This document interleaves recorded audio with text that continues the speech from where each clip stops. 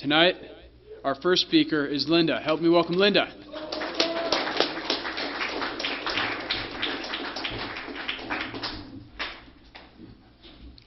Thanks. I'm Linda. I'm an alcoholic. We first moved here about 10 years ago, and I would come to the Rarely group on Wednesday nights. I would try to make it to the rush hour meeting before so that I'd have a parking place. And the room used to be full. I'd sit right behind in the second row or along the edges. And that's when there was a beautiful woman named Darlene Love who would come, and Beth Ann was called the Cookie Lady. You know, I think perhaps Rich might be the only one who remembers that, but it was just a wonderful time. My sobriety date is January 6, 2011, and so we come here and we let you know a little bit about how it was, what happened, what it's like now. So how it was, my father was in the Army and my mother was in the Navy when they met. And he stayed in and she got out. And throughout the years, I ended up being an only child. So we moved around a lot. And, you know, I kind of believe I was born into the disease of alcoholism. I always felt less than and not a part of, and I was really shy. I had my dolls and I had my books. I didn't know how to relate with anybody my age, you know, and yeah. So I grew up, and the first time I really had anything to drink was in high school, because we would have beer. And then I tried college for a little while, and they had kegers, and for 50 cents you could get a nice big cup and all the beer you could drink. Also, I would iron clothes for the guys next door in the apartment, and the money that they gave me, I would go and buy vodka. And I would just pour it in a cup and drink it, not even think about it. I was kind of probably like a social drinker, because I'm a kind of a garden variety drunk. And what I read in the big book, there's like they talk about to the wives afterwards, to the wives, and the different kinds of alcoholics that there are, the different personalities and characters. I'm kind of a little bit of all of them. So some of us come here, and when we first taste alcohol, we're off and running. Well, it wasn't that way for me. I was social drinking. With my parents being in the military, that was just the way of it. They didn't talk about being alcoholic. It was just, how well you could hold your liquor and that kind of stuff. So in adulthood, I carried on that theme. Always had alcohol in the house, and I would start drinking. I noticed that I needed more and more, like to even go out anywhere, I had to drink something first in order to feel okay. My last and then I would start getting blackouts. I mean, I had a job one time where I worked graveyard, and I would go to the bars, at 8:30 in the morning when I got off work, so that I could go to sleep for a little while.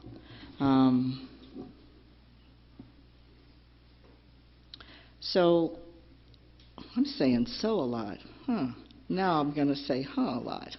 I guess that's the way of it. But yeah, okay. My last blackout drunk was in Tahoe. My cousin was getting married, and by then I was 38 years old, and I had lost everything. I had lost a husband. I didn't have my children living with me.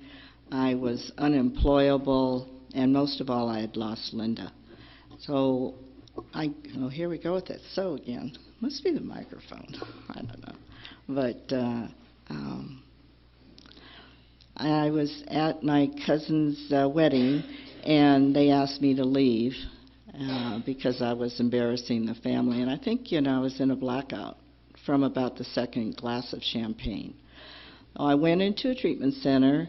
It was a 30-day treatment center in around Sacramento. I think it was Citrus Heights. It was called Starting Point. It's a 28-day program. I didn't work on Linda because I was too busy helping everybody else.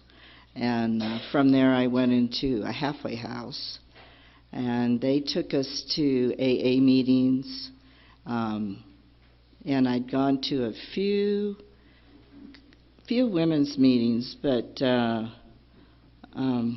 ended up having to leave at the halfway house because I wasn't willing to follow the rules, because I knew better. I think what I remember most was when I got there, how tired I was. I mean, I was just worn out. I was like 106 pounds. So I'd been out there a while, and I didn't eat well, and I didn't work, obviously.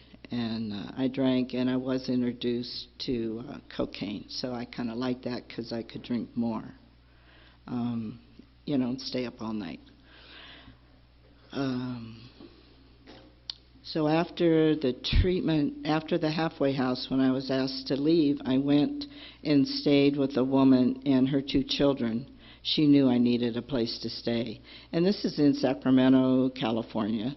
And I stayed with her for a while. And then this home group that I had, because it's, I was taught it's real important to get a home group. Because when you have a home group, people learn who you are and can watch you change and watch the miracle that happens as you grow into the program. Thinking about not having to drink every day, for the rest of your life is kind of overwhelming sometimes. But the beautiful thing is we only have to do it for 24 hours. So we have today, and that's all we have, We don't have tomorrow, and my higher power stays with me today. He's not in yesterday, and he's not in tomorrow. He keeps me in his arms today. And so for this home group that I went to was called SP in Sacramento. It was down by the railroad tracks.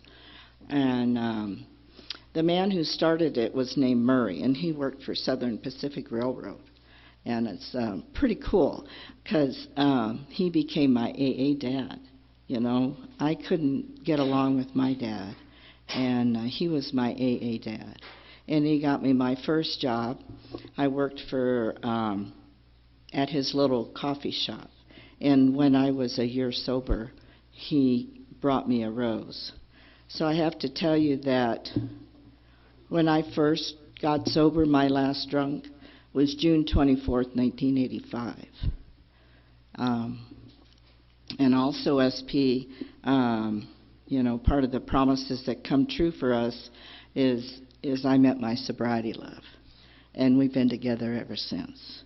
And that's really extra special. We kind of grew up together, because that's what happens when you come into Alcoholics Anonymous, is you learn to grow up. You learn how to be responsible and come to meetings, be of service. Just showing up in a meeting is being of service.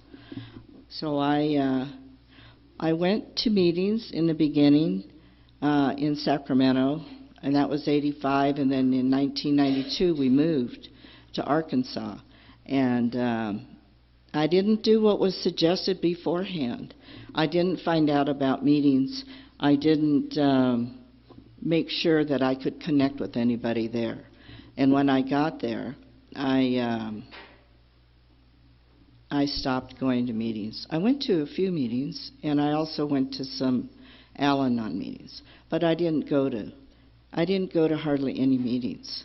So there's a break in time between 1992 and 2010 with me hit and miss on meetings. I didn't drink, but the feelings came back. I don't belong. I'm full of anxiety. I'm out of control inside. I'm having anxiety attacks, and my world isn't working out like I want it to be. Life on life's terms sucked. And then we moved here in 2010, and I took a 25-year chip from Luscious to Ladies in June 24th, 2010. So I think the last chip I had was maybe a 5-year chip. So that's the significance of that. And all the while, my disease is progressing. So I came to meetings here, and I wanted to get into this community and realized that I could be happy again if I did what was suggested. So in 2010, around the holidays, around this time, between Thanksgiving and New Year's, I always like eggnog. Now, it's hard to understand our disease, but my disease was working with me. I buy eggnog on the holidays. And for some reason, my mind was working in a bad way. And I thought, well, I wonder if it would taste like it used to. Well, I used to make some pretty good eggnog. And so I put some vanilla extract in some eggnog. I know it doesn't sound like much, but you know, there's alcohol in it. And it's the mind thing. Yeah, I know. I get it. It's the mind thing. And I had talked to, and again, I'm sorry. So I talked to some women from Luscious to Ladies in January. We were having a meal, and I told them what I did. And when I did that, I didn't talk to my husband that I had this thought, because the thought came. So you can have the thought. It's when you take the action that you have to really look at it. And so I had told a friend of mine in Luscious that that's what I did, and she said, you know, you might want to take a look at that. I did, and our chip says, to thine own self be true. So I changed my sobriety date to January 6, 2011. I was, that was a Thursday night, and Friday morning I was here in this room when we used to have the meeting, I Am Women, and I raised my hand. For the next 30 days, I'd go to 2 or 3 meetings a day saying I'm an alcoholic, and I started getting our beautiful chips again, you know, 24 hours and 30 days and on up. And, you know, I've been very grateful for this community. The AA community, the recovery community in Prescott and Prescott Valley and Chino is where it's at. I've really found a way of living that I don't want to have any different. Phil and I decided to buy a home in Chino. We like small towns, and the main reason is the recovery community. We finally found where we want to go to meetings, you know, for the rest of our lives. So I want to thank you for keeping me sober for 10 minutes.